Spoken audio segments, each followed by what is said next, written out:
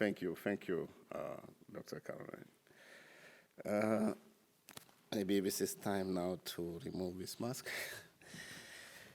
Good morning, ladies and gentlemen, and so happy to be here for many reasons. This place have been part of my, take a good part of my curriculum, my training, my own training. So you actually reminded me, Caroline is my classmate, a good friend. We spent some time here in terms of training, that was good. And many more reasons, my teacher and tutors, a lot of my teachers are here in the UK, London School.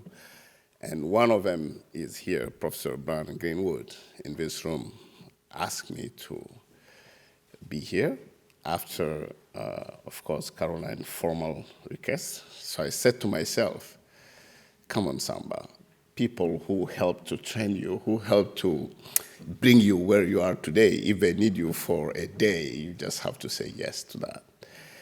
And there is another important reason. My friend who passed away, Amit Bazin, spent some time here, and he's from UK. So just because of Amit, whatever the UK will ask me to do, I will do that. Very nice man. Anyway, so I don't know, and I really hope that I will be able to make sure I deserve this invitation, and that you will all like what I'm going to share with you today. Good morning to all you, and thank you again for the invitation. And Mr. Master, in French we say director, I was so surprised to see that you also know Mali, maybe even more Mali than myself. He spent a lot of time in Mali, including North Mali. So pleased to meet you. And thank you for the invitation to deliver this keynote speech.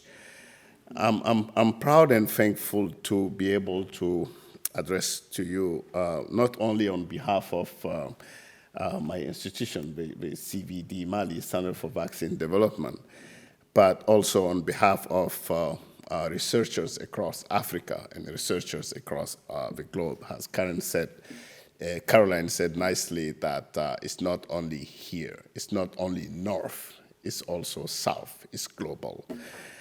I will say a few words about our work in Mali at the Center for Vaccine Development and our principles and our missions. I will then talk about some of the major issues that face us as a national institution and African countries, and also as part of regional and global community of public health workers and researchers. I have been Director General of the CVD Mali since it was created in 2001. And our institution is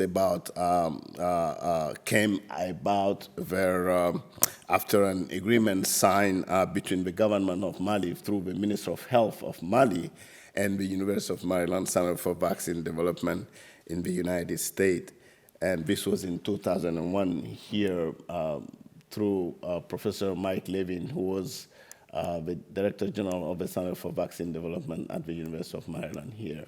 And I was just coming back from my training and in the UK, I think a year or 2 years after that. So they were looking for somebody to run this research operation. And I was the 34th or 5th person that they interviewed. And it took them, I think, very few minutes to decide about myself. So our work has always revolved around community spread vaccine preventable diseases, and we started through testing the safety and efficacy of new vaccines. So knowing how critical community healthcare is, we have recently expanded and are currently engaged in numbers of trials and studies. For example, to have ongoing studies that are looking at a way reducing infant and maternal mortality through mass drug administration. These two big studies are ongoing in both rural and urban Mali. And one is in south, and one is around going toward the border with Senegal. So we also involved in important COVID vaccine trials during this pandemic preparedness, having a critical role in Ebola. I'll come to that later on. So in qualitative and social research, we are currently leading a study on abortion-related services in Mali. We with a view to informing government policy in this field, we want to ensure that fewer women suffer from related complications. As you know, this particular topic is a huge taboo, a mysterious topic in many African countries, and we are trying to do something on that. We are also a CHAMPS site. CHAMPS means Child Health Surveillance and Mortality Prevention Surveillance. Child Health and Mortality Prevention Surveillance. We're doing that work with the University of Emory, and as part of CHAMPS site, we also managed to convince our communities to start doing what we call MITS, minimally invasive tissue sampling, and verbal autopsies, which is socially very difficult to manage on ground. So we share results, CVD Mali, with the Minister of Health of Mali on a regular basis, because you can't do research and just have your last stop just publication in New England Journal or Lancet. So you have to keep feeding policy on a routine basis. So whatever we do, like every week, we send this report to the Minister of Health, to the government of Mali. It also engages them to, every step of the way, so that we can support the translation of our results into actions easily. This, I believe, played in part in speeding up the process. It's better to start early with them. Once you have your approval to do your study, you let them know, and then you keep feeding them on a regular basis, rather than just waiting. The day you start, you say hello, and then you wait till you publish, and then you come back with your publication summary. So it's always difficult. Let's see the next slide. The defining principles of our work is that public health decisions, if they are to be meaningful and effective, must be led from within countries and communities. This may seem obvious to many of you here today, but I can tell you that this has not always been the case. Achieving this principle, however, is easier said than done, and there are numbers of important steps in enhancing and sustaining these approaches. CVD Mali principles and ambition. The first requirement is building sufficient research capacity. CVD Mali does all it can to develop public health research capacity within Mali. It trains personnel, ensure that all staff have access to collaborations and contexts that promote learning and the application of principle to the local Malian context. So we are a national institution, but hold ourselves to international standards. So this is the goal for every African research institute or research centers. We want Malians and more generally Africans scientists to shine as we know they can, giving them a chance to provide the solutions to the problems they see on the ground. At the same time, we are trying to improve our research infrastructure, trying to ensure that projects conducted with external partners led to lasting improvement to our own organization. This is often quite difficult due to many reasons, but is necessary for a long-term future and capacities. This picture was at the beginning of Ebola in Guinea, when I was appointed as National Ebola Coordinator. The President of Mali came to visit the new Ebola treatment center that I was setting up. This is the former passed away President Keita, and a lot of UN, maybe the headmaster would have been here if he was still in Mali.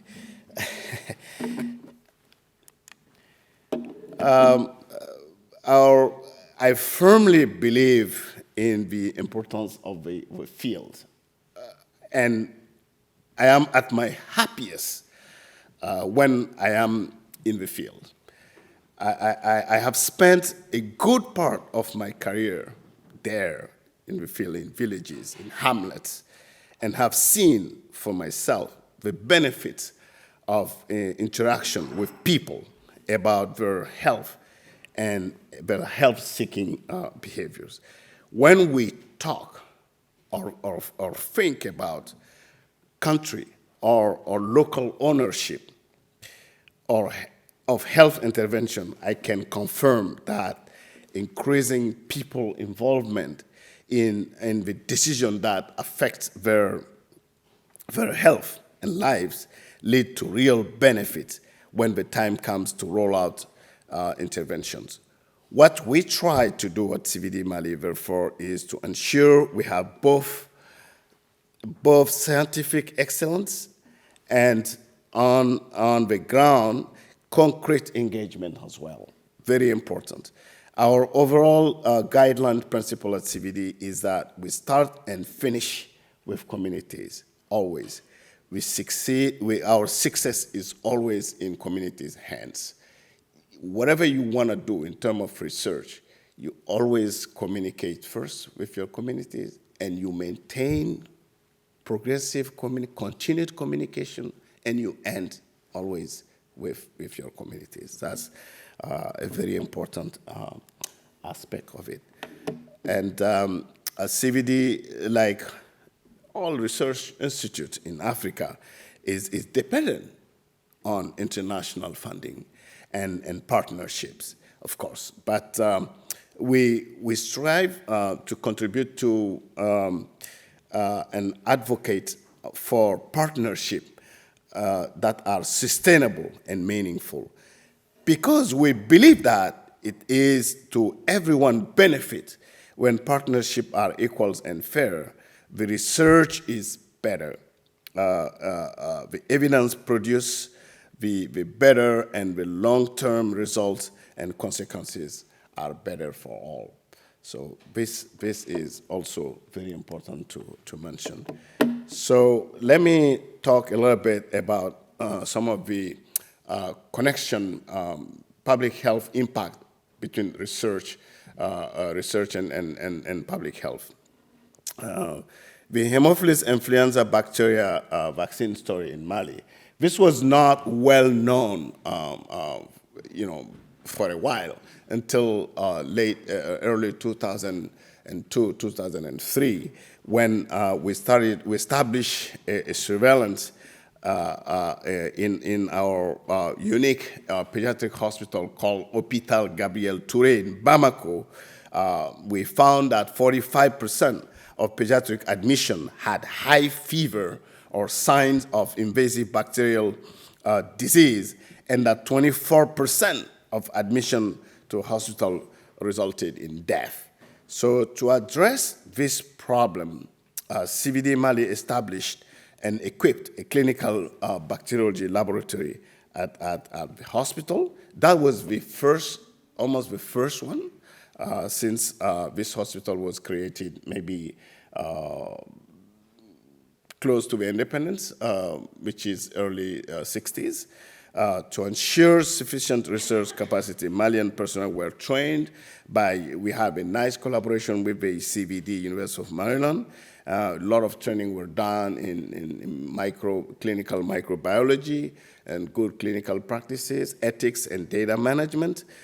This led directly to the formulation of a proposal by CVD Mali, backed by Malian government to introduce Hib vaccine. Because those days, Gavi was also recently starting, and Gavi was contacting different countries in Africa, trying to define and identify Gavi-eligible countries for funding to be able to strengthen and bring in new vaccines as part of the routine API.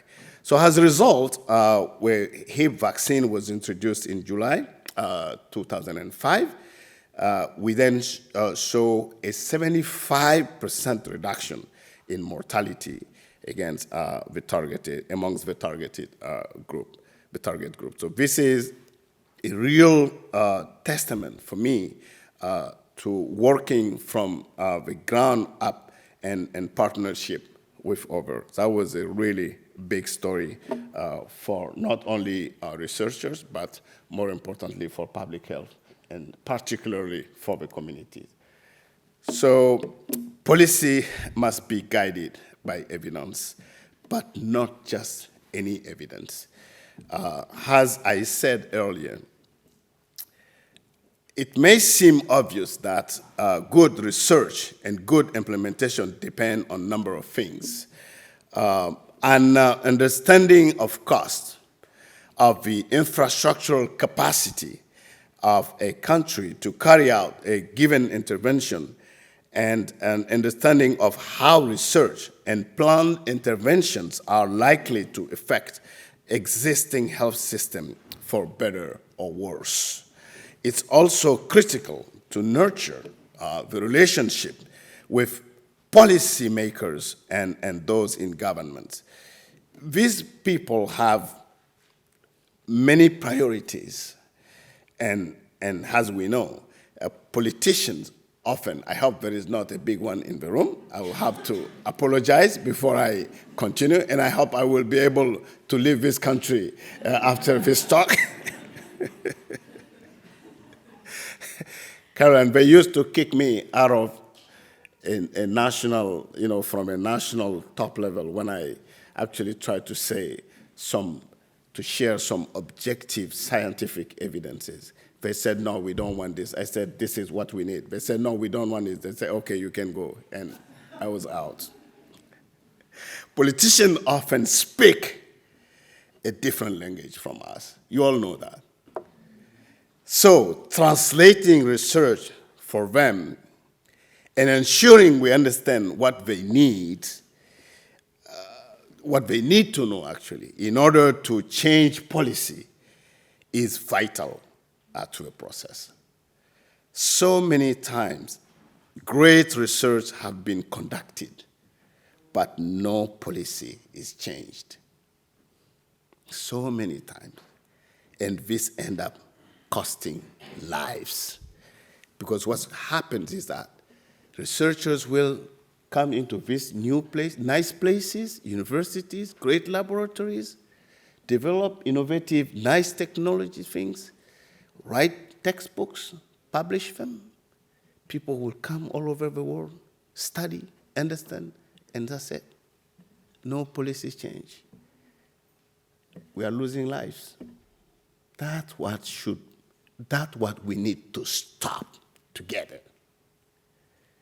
That's why, Caroline, organizing such a day that you're calling Cambridge Africa Day, maybe next time, not only Cambridge Africa and Global Health, or South-North. This is our day. This is for all of us. Such a great initiative, such a great opportunity. We need to teach and to talk together, to keep ourselves informed, communicate, and make sure this is happening. So I want to make sure I follow my talking points, because if you let me talk wild, it could be a danger. So vaccine localized knowledge shifts national policy. You cannot come just in Cambridge, do all the research operations here, and finish and take the final product and say, okay, let me go implement this in Mali or Nigeria or Kenya. You can't do that. And then your focal point in Kenya will take this to the Kenyan village. I mean, the head of the community healthcare center who have not been to school will just say, we don't know about this. But how about if you started with them, you develop with them, you communicate with them, and then things will become much better, and the community will be available to you. So very important. And let's mention a few vaccine success. Some of the principles that have guided our work and which have led to introduction of number of new vaccines since 2005. I mentioned the hip vaccine, who was introduced in Mali. And since then, the government, actually, that was the first time when we presented the hip data to the president. It was one afternoon. Mike came to Mali. We just did one of those courtesy visits that Prof. Brian will do to the Minister of Health of Mali. I had 3 pages, 3 slides on paper, tables, just showed them. It was actually histograms for her to see in terms of number of cases, number of deaths. That was it. And she jumped out of the chair. She said, the president must see this data. Do you have time? She called the president. We went to the palace. And I had to apologize because I was not properly dressed. But we got it. And since then, the president was on top. We introduced all these vaccines. HIP was introduced, Menafrivac that I work on with you all here, Caroline and Kani, and also pneumococcal 13-valent, human papilloma virus, and rotavirus, and many more up until today. So we are also currently engaged on a number of COVID-19 vaccine trials alongside with the World Health Organization in collaboration with a number of academic institutions. COVID vaccine trials were delayed in Africa. We all know that also, but thankfully they are now underway. This is something else that I will touch on by the end of the talk. So those are important goals, but it goes without saying that for too long and a crucial point in the pandemic, many African countries found themselves without stock of vaccines and enable, therefore, to curb the rising tide of infection. That also something that happened. So that leads me to some key consideration for the future of immunization as one of the most powerful forces for the prevention of disease that humankind has ever known. However, vaccine coverage is at risk now for more than ever. There is a need for good leadership and continuing source of funding for universal vaccine coverage and, crucially, equitable distribution of vaccine stocks. And these vaccines need to be delivered by people-centered programs after proper community engagement to ensure that the greatest possible public health confidence in vaccines themselves. It almost goes without saying that we need continuing investment, research, and innovation. Vaccine manufacturing is highly complex. It requires huge financial investment and just as importantly, a long-term vision. It also needs skills and circuits that cannot simply be developed or transferred overnight. We all know that. Financing, specialist training, and education, regulations, facilities, not to mention technological know-how and infrastructures. So Africa, for example, and talking about Africa and new vaccine manufacturing, we have in Africa 16% of the world population, but less than 0.1% of vaccine production. So it's a big gap. There are some reasons for optimism. However, for example, South Africa is currently repurposing existing facilities, and Pasteur Institute in Senegal is due to open manufacturing facility next year. And I think Rwanda also recently is on top of opening an mRNA facility there. So this is on top of the announcement in February that 6 African countries will also start. This is, I think, Egypt, Kenya, Nigeria, Senegal, South Africa, and Tunisia. So they are to receive new transfers and manufacturing for COVID-19 vaccines. Despite definite progress, however, this is one area in which we may well be seeing bottlenecks. We need to walk before we can run. So epidemic preparedness was shown as recently with COVID-19 has the world in general and low-income countries in particular struggled to respond to the complex and multi-faceted demands thrown up by a global pandemic. However, while countries like my own lacked resources in primary health care, then later in terms of vaccine supplies and therapeutics, we did find ourselves prepared in other ways as a result of previous epidemics. So let's talk about Ebola a little bit. It took some time in 2013 and 2014 to recognize the first Ebola epidemic in West Africa. Maybe this was already on way before 2013. I don't know about that, but I'm not sure.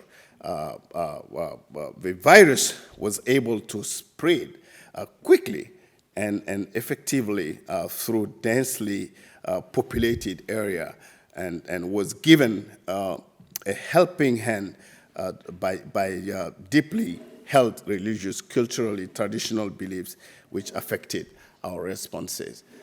This has been very well known in many countries, such as Guinea, such as Liberia, Sierra Leone, and also in Mali, and many more countries. So on top of that, the primary healthcare system itself was ravaged by health worker deaths, because the first cases and the first deaths were among them as well. And as we would see, 7 or 8 years later, by international communities' inability to mobilize quickly and efficiently. It's always been like that. And CVD worked tirelessly at the time to support national responses to the epidemics. Investigative teams were sent out and training local teams on ground, and we also wanted to focus on communication because during Ebola, lack of communication or moving around with the right messages has been one of the big issues.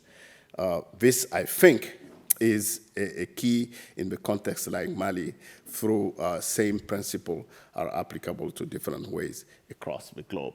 So Ebola management has been a very big challenge for West Africa, but I think we have done a little better during Ebola in Africa than during this pandemic, COVID pandemic around the world.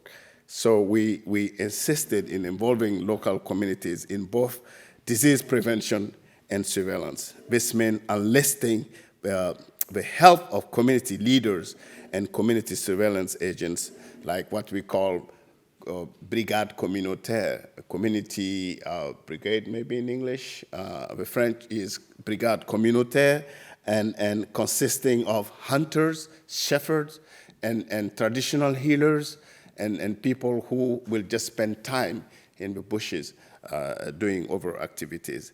Those guys were put together as a group and were helping to manage population movement, because there is no border in Africa almost. There is no border. You can set up a proper border control. During Ebola, between Mali and Guinea, there was a village called Kure Mali. Half of the village is Malian. If the other half of the village is Guinean, you just need to cross the street. In African cultures, you might know, somebody's first wife can be on the other side, and the second wife will be on the other side. So kids will keep running and crossing the street. That's how it looks like. How can you control such a border? So it's difficult. COVID.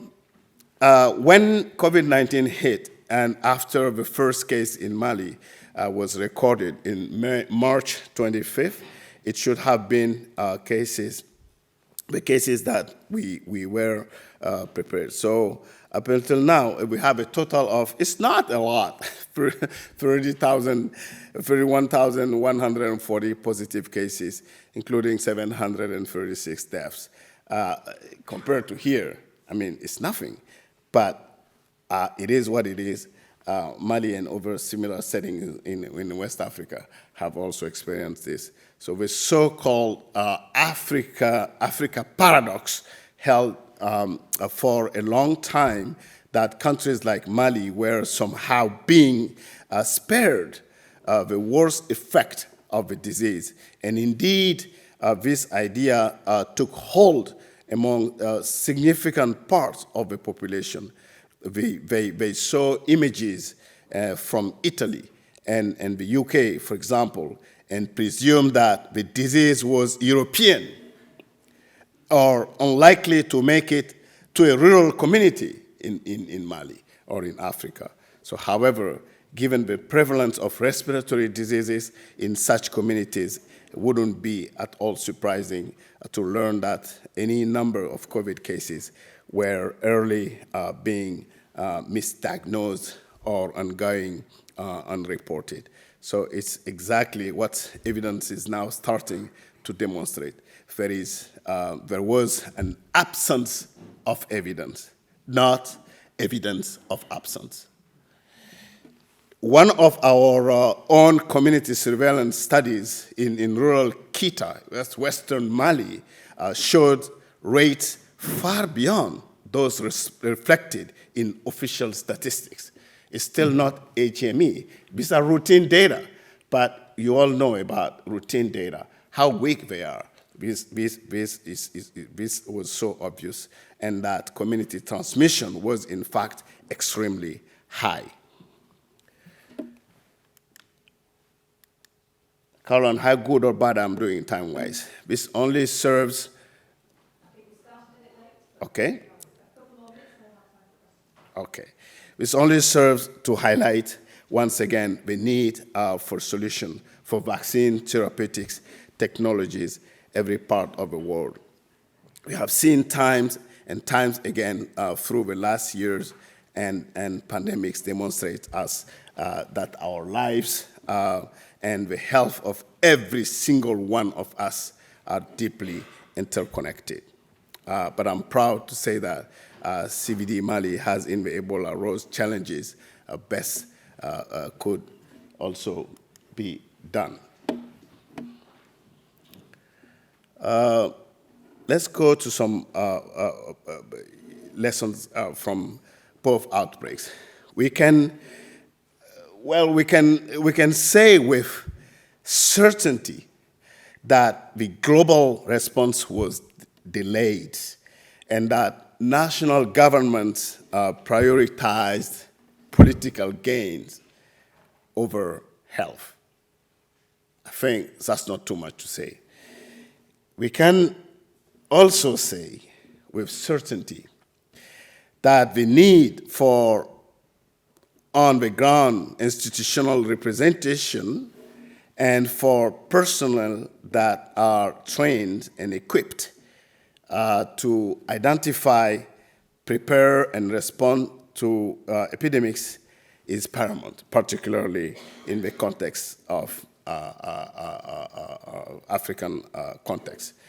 The relationship we can build and have built in an institution such as CVD Mali, for example, prove to be invaluable because they speed up and improve the effectiveness of intervention. This partnerships between influential community personnel and more formal are vital to halting transmission and ensuring good uptake of available services.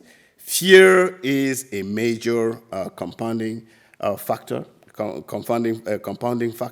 in many epidemics, and solving people fears is also as important as ensuring good primary level and community-based care.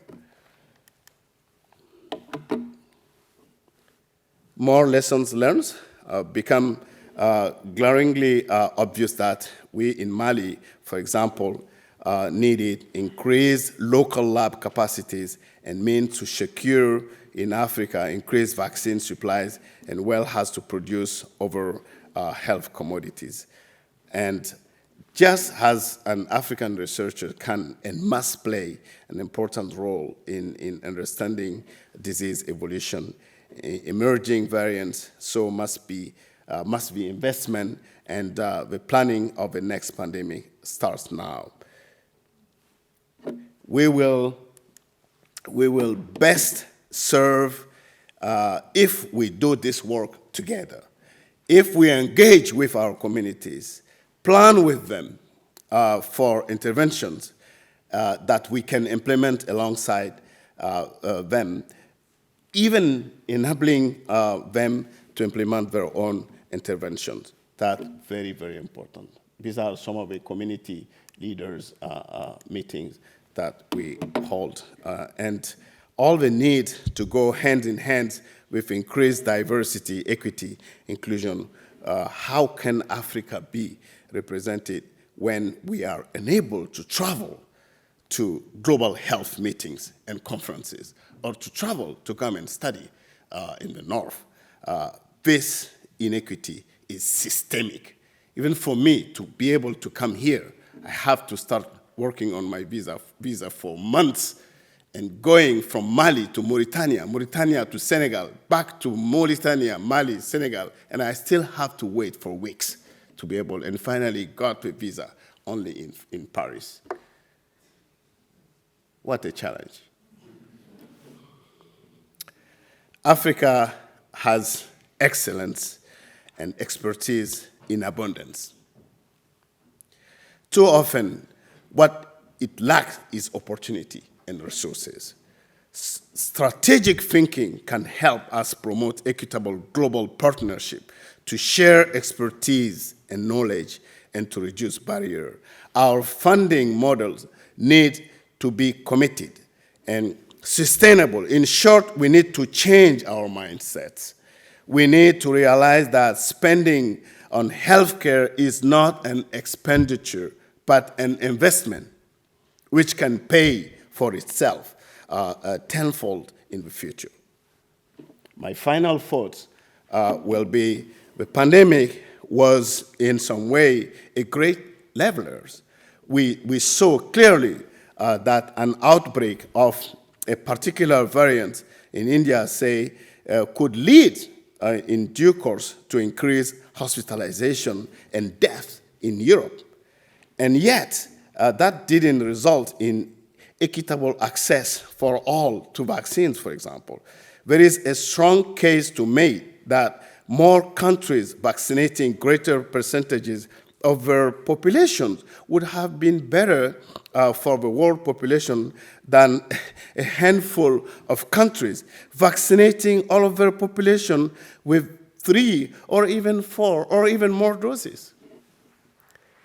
Inequity helps no one.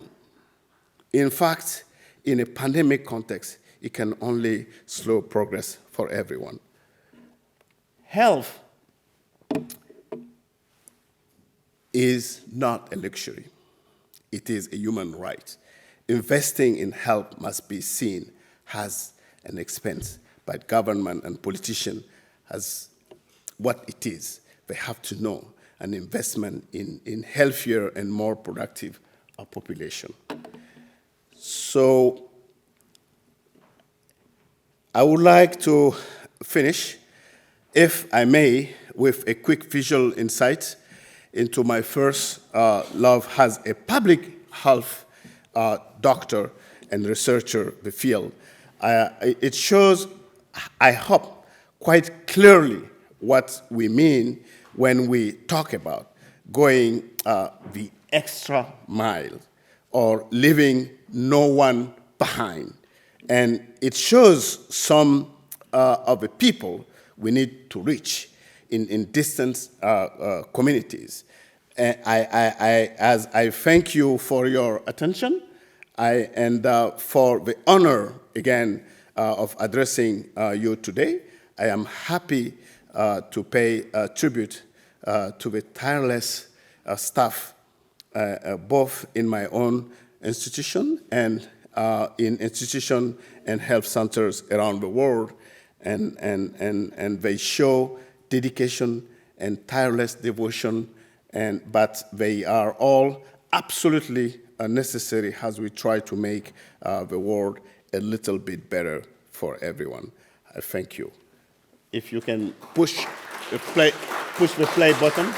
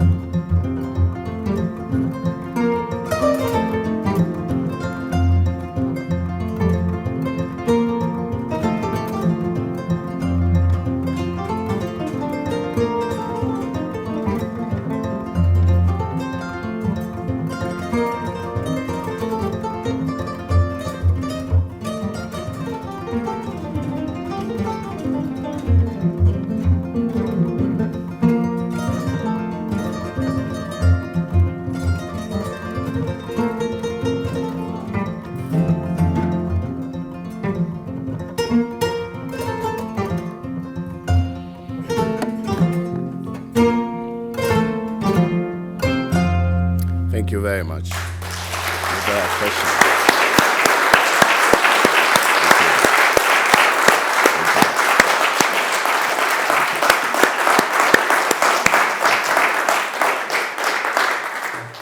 Thank you so much, Samba, for such a wonderful talk. Thank you. And some very powerful messages there. You. Thank you. Thank you. I've been very bad at chairing, so we started a bit late and now running a little bit over. Are there any burning questions for Samba now? Otherwise, we must talk and learn from him more over lunch. There'll be a big queue, Samba, to talk to you. Yes.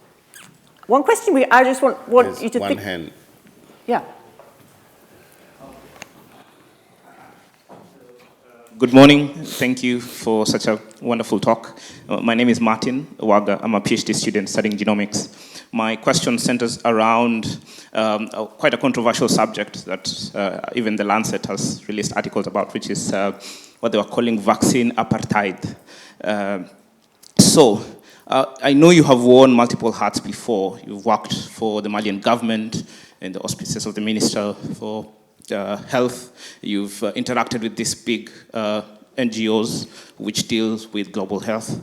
I was wondering, in your opinion so far, are you satisfied with the current steps that have been taken to ensure that vaccine equity increases across the world, especially keeping in mind the opinion piece that was released in October 2021, which said that in high-income countries, the people had received 113 doses per 100 people, while in low-income countries, the number was only 4. Thank you. This could be a debate for the rest of the day, couldn't it, Samba? Yes. If you have a quick response. Anyway, as you said this, I mean, I'm actually special envoy of the DG of WHO and been working so closely with Dr. Tedros. I was actually there 2 days ago with Prof. Brian Greenwood for meningitis, and also involved in many committees. But I agree, this haven't started now. This started a while ago, a long time ago. It's been on and on. So the hip vaccine that I mentioned have been out for ages. So only in 2000, African countries started to see this. So there are heavy killers, a lot of things killing our babies, killing us, I should say, that we would have been able to prevent if global health was real. There is no collaboration. It's so sad. That's why we should congratulate Prof. Caroline, if I'm not mistaken, if I'm not going too quickly ahead, for arranging such a great opportunity. We should all be here. Cambridge Africa Day. What a title. That's good. But, sir, you're right. To me, I told my colleague, Dr. Tabitha, we just met here, 2 Africans, great lady, but in Cambridge. Why not in Africa? Because of Cambridge Africa Day, I was able to see all of you today. So it's not only with vaccine. It's true with therapeutics. It's true with laboratory. It's true with training. It's true with supplies. It's true with logistics, everything. You've seen these things, these pictures.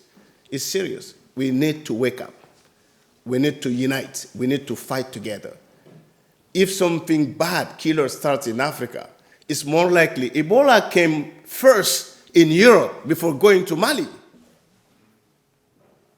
And now malaria is coming, and so on and so forth. So we will, only if we come together as a team and multiply initiatives like this, we'll be able to kind of mitigate and be able to solve these issues. But great question. Thank you very much. Well, I think that's an excellent call to action, Samba, and please do ask your other question to Samba over lunch, and I'll pass over to Sharath. But first, Samba, thank you.